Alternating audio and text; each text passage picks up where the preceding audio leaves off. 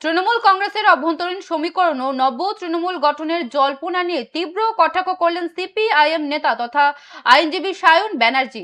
তিনি মন্তব্য করেন, 1998 সালে কংগ্রেস ভেঙে তৃণমূলের জন্ম হয়েছিল তৎকালীন শাসক সিপিআইএম কে আটকানোর জন্য, আর 2026 সালে এসে তৃণমূল ভেঙে নব্য তৃণমূল তৈরি হচ্ছে বিরোধী সিপিআইএম এর উত্থানকে রোখার জন্য।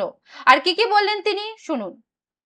1998 সালে কংগ্রেস ভেঙে তৃণমূল কংগ্রেস তৈরি হয়েছিল শাসক সিপিআইএম কে ক্ষমতাচ্যুত করবার জন্য।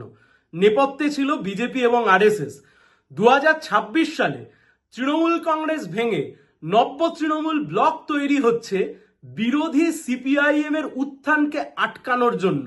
নেপথ্যে আবারও সেই বিজেপি এবং আরএসএস এবং বঙ্গভবনে এই নব্য যে বিরোধী দলনেতা এবং মুখ্যমন্ত্রীর বা পশ্চিমবাংলার মুখ্যমন্ত্রীর স্বল্প সময়ের বৈঠক। আসলে পশ্চিমবাংলার বুকে তৃণমূল কংগ্রেসের চলে যাওয়া আর তৃণমূল কংগ্রেসের উঠে যাওয়া, এই দুটোই ছিল ইনএভিটেবল ইনসিডেন্ট, এই দুটোই ঘটে গেছে।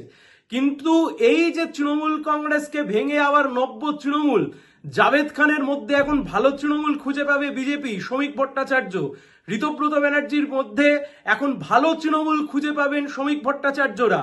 গুলশান কলোনি বলে যে গুলশান কলোনির কথা সামনে রেখে এতদিন ধরে বিজেপি ধর্মীয় উস্কানির তাস খেলেছে, সেই গুলশান কলোনির জাভেদ খান, সেই জাভেদ খানের মধ্যে এখন নব্য তৃণমূলের মধ্যে ভালো তৃণমূল খুঁজে পাবেন। যে ঋতব্রত ব্যানার্জির বিরুদ্ধে ধর্ষণের অভিযোগ রয়েছে বালুরঘাট থানায়, তাদের মধ্যেও এখন নব্য তৃণমূলের মধ্যে ভালো তৃণমূল খুঁজে পাবেন স্বাভাবিকভাবেই। আসলে পশ্চিমবাংলার বুকে বিরোধী বাম ফলতার নির্বাচন প্রমাণ করে দিয়েছে যে বামেদের উত্থান বিরোধী পরিসর দখল হচ্ছে।